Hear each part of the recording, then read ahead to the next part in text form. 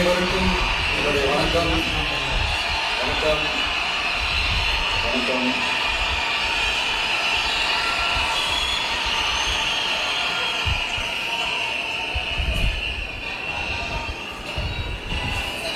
என்ன சொல்றது, எப்படி ஆரம்பிக்கிறதுன்னு தெரியல.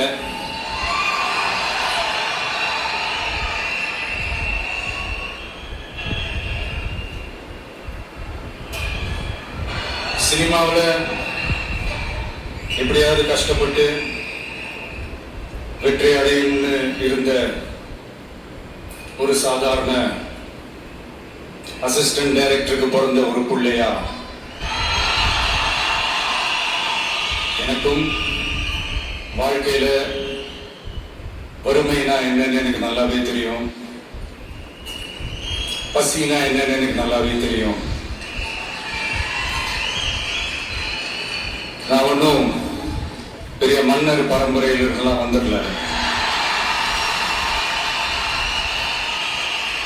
உங்களை மாதிரிதான், உங்கள ஒருத்த மாதிரிதான், உங்க குடும்பத்துல ஒருத்த மாதிரிதான், உங்க பிள்ளை மாதிரிதான், உங்க மகன் மாதிரிதான், உங்க அண்ணா மாதிரிதான், உங்க தம்பி மாதிரிதான்.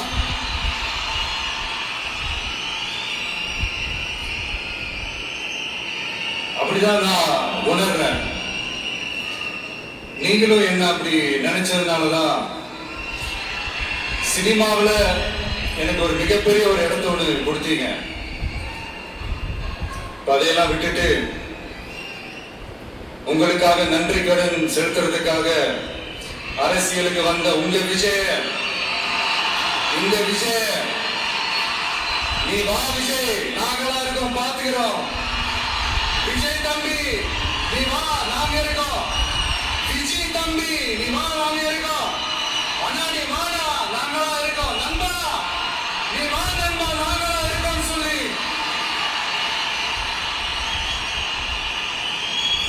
அவ்வளவு அன்பா, அவ்வளவு உறவா என்ன ஏத்துக்கிட்டீங்க. இந்த நேரத்தில் இதை நான் சொல்லணும். இந்த டிராவல்ல, இந்த ப்ராசஸ்ல எனக்கு எவ்வளவோ கஷ்டங்கள், எனக்கு எவ்வளவோ இந்த அவமானப்படுத்தினதெல்லாம் ஒரு பக்கம் இருந்தாலும் எனக்காக கூட நின்ன உங்களுக்கும் அதே மாதிரி கஷ்டங்கள், அதே மாதிரி அவமானங்கள், அதையெல்லாம் நீங்க பெருசா எடுத்துக்காம, அதையெல்லாம் நீங்க பொருட்டாவே எடுத்துக்காம, என்னோட வலிகளை, என்னோட வேதனைகளை உங்களோட நான் நினைச்சு என் கூடவே நின்று இன்னைக்கு சி ஜோசப் விஜய் எனும் நான்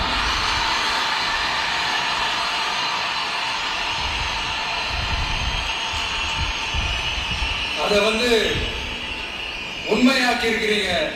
உண்மையிலே என்ன சொல்றதுன்னு எனக்கு தெரியல. என்னுடைய உறவுகளே, என்னுடைய சொந்தங்களே, நான் ஒன்றும் தேவ தூதர்லாம் கிடையாது. நானும் ஒரு இயல்பான ஒரு வாழ்க்கை வாழ்ற ஒரு சாதாரணமான மனுஷன் தான். நான் முன்னாடியே சொன்ன மாதிரி அது செய்வேன் இது செய்வேன்னு பொய்யான வாக்குறுதிகள்லாம் கொடுத்தவங்கள நான் ஏமாத்த மாட்டேன். எது சாத்தியமோ அது மட்டும்தான் நான் செய்வேன். இம்மிடியா உங்க மனசுல ஒரு கேள்வி ஒண்ணு வரலாம், அப்ப சாத்தியம் இல்லாததை செய்ய மாட்டாங்களா, செய்ய முடியாதா அப்படின்ற ஒரு கேள்வி ஒண்ணு வரலாம். இத்தனை கோடி மக்கள் என் கூட இருக்கும் போது எது வந்தாலும் பார்த்துக்கலாம், என்ன வந்தாலும் பார்த்துக்கலாம் அப்படின்ற அந்த கான்பிடன்ஸ் என் மனசுல இருக்கு. இன்னொரு விஷயமும் நான் இங்க சொல்லணும். இன்னைக்கு நம்ம தமிழ்நாடு கவர்மெண்ட் இருக்கிற அந்த நிலைமையை பத்தி நான் உங்ககிட்ட நான் சொல்லணும். கிட்டத்தட்ட 10 லட்சம் கோடிக்கு மேல கடன் வாங்கி வச்சுட்டு போயிருக்கிறார். இன்னைக்கு அந்த தமிழ்நாடு அரசு இருக்கிறப்போ, கஜானாவை சுத்தமா தொடச்சி வலிச்சு வச்சுட்டு போயிருக்கிறப்போ, தூக்க முடியாத சுமையை ஏத்தி வச்சுட்டு போயிருக்கிறப்போ,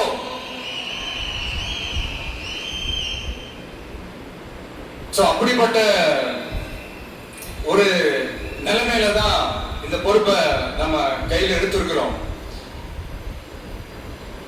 உடனே நீங்க நினைக்கலாம், என்னடா இவர் ஏதோ பொறி வச்சு பேசுறாரு அப்படின்ட்டு. அப்படிலாம் எதுவுமே கிடையாது. உள்ள போய் பார்த்தா தான் தெரியும் எது எந்த நிலைமையில இருக்குன்னு, என்ன இருக்கு என்ன இல்லை, எது எந்த நிலைமையில இருக்கு, எது எந்த நிலைமையில இல்ல. சோ அதையெல்லாம் பார்த்துட்டு உங்களுக்கு ஒரு வெள்ளை அறிக்கையா அதை வெளியிடணும்னு நான் நினைக்கிறேன். ஒரு டிரான்ஸ்பரண்டான ஒரு கவர்மெண்டா, அதாவது இன்னைக்கு நம்ம தமிழ்நாடு கவர்மெண்ட் இந்த நிலைமையில தான் இருக்கு அப்படின்றத உங்ககிட்ட சொல்லிட்டு I just want to take it forward from there. அதான் நான் முதல்ல செய்யணும்னு நினைக்கிறேன். தமிழ்நாடு பொறுத்த வரைக்கும் யாரையாவது போய் ஏதாவது சந்திக்கணும் அப்படின்னா இந்த மூஞ்ச மூடிக்கிட்டு போய் சந்திக்கிறதோ, இந்த மறைமுகமா உங்களுக்கு தெரியாம போய் சந்திக்கிறதோ அப்படிலாம் நான் செய்ய மாட்டேன். எதுவா இருந்தாலும் வெளிப்படையாக ஒளிவு மறைவு இல்லாம தான் நான் செய்வேன். இவ்வளவு பெரிய ஒரு பொறுப்பை என் கையில கொடுத்திருக்கிறீங்க, அதே நேரத்துல எனக்கு கொஞ்சம் அவகாசமும் நீங்க கொடுக்கணும்னு நான் ரிக்வெஸ்ட் பண்ணி கேட்டுக்கிறேன். நான் சொன்னதெல்லாம் படிப்படியா நிறைவேற்ற நான் ட்ரை பண்ணுவேன், நிறைவேற்றுவேன். அதே நேரத்தில் எனக்கு கொஞ்சம் அவகாசம் கொடுத்தீங்கன்னா எனக்கு கொஞ்சம் உதவியாகவும் ஒத்துழைப்பாகவும் இருக்கும். இது உங்களுடைய ஆட்சி. பெண்கள் பாதுகாப்பு ரொம்ப ஸ்ட்ரிக்டா வச்சிருப்பேன். போதைப் பொருள் கலாச்சாரம் அதை கண்ட்ரோல் பண்றதுக்கு என்னென்ன ஸ்டெப்ஸ் எடுக்கணும், என்னென்ன முயற்சிகள் எடுக்கணும், இன்னிலிருந்து அதை தான் எடுப்பேன். நம்ம பசங்களை அதுல இருந்து காப்பாற்ற வேண்டியது நம்ம அரசனுடைய பொறுப்பு. அதே மாதிரி சட்டம் ஒழுங்கு எல்லாருக்குமான பாதுகாப்பை நான் உறுதிப்படுத்துவேன். என்ன அவமானப்படுத்துறவங்களாகவே இருந்தாலும், என்ன கஷ்டப்படுத்துறவங்களாகவே இருந்தாலும், அவங்களும் என் மக்கள் தானே. நண்பர்களாக இருந்தாலும் எதிரிகளாக இருந்தாலும் 8 கோடி மக்களும் என் மக்கள் தானே.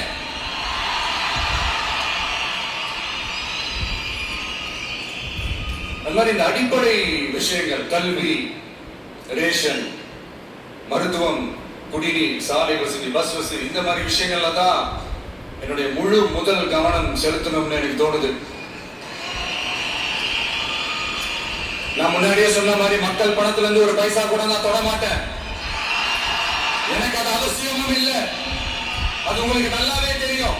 இந்த விஷயம் தப்பு பண்ண மாட்டான், தப்பு பண்ணவும் விட மாட்டான். அது யாராக இருந்தாலும் சரி, என்னோட கவர்மெண்ட்ல என் கூடவே இருக்கிறவங்களாலும் சரி, விட மாட்டான். சப்போஸ் யாருக்காவது அப்படி ஒரு எண்ணம் மனசுல இருந்துச்சுன்னா, நம்ம ஜெயிச்சிட்டோம், ஒரு ஆட்டம் ஆடி பார்க்கலாம் அப்படின்ற எண்ணம் யாருக்காவது இருந்துச்சுன்னா இப்பவே இந்த நிமிஷமே அதை எரேஸ் பண்ணிடுங்க.